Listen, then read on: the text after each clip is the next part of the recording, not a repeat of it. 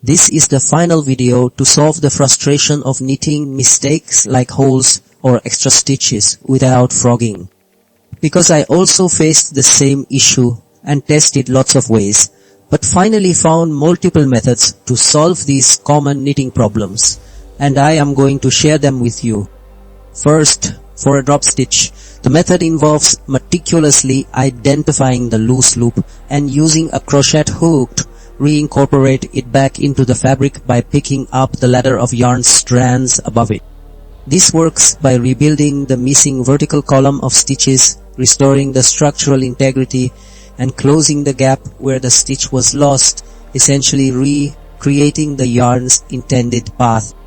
Next, to fix an extra stitch, which often results from an accidental yarn over or unintended increase, you identify the errant stitch and carefully knit it together with an adjacent stitch on the subsequent row like a knit two together.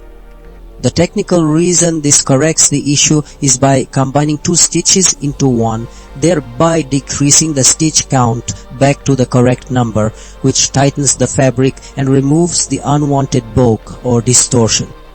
Then, for minor holes or slight misalignments, duplicate stitch concealment is a visual workaround.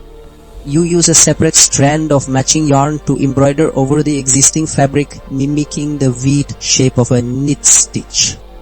The why here is to optically cover the flaw, making it disappear seamlessly into the surrounding stitches rather than structurally altering the fabric.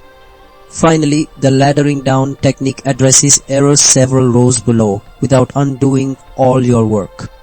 This involves purposefully dropping the column of stitches containing the error, creating a ladder of horizontal bars.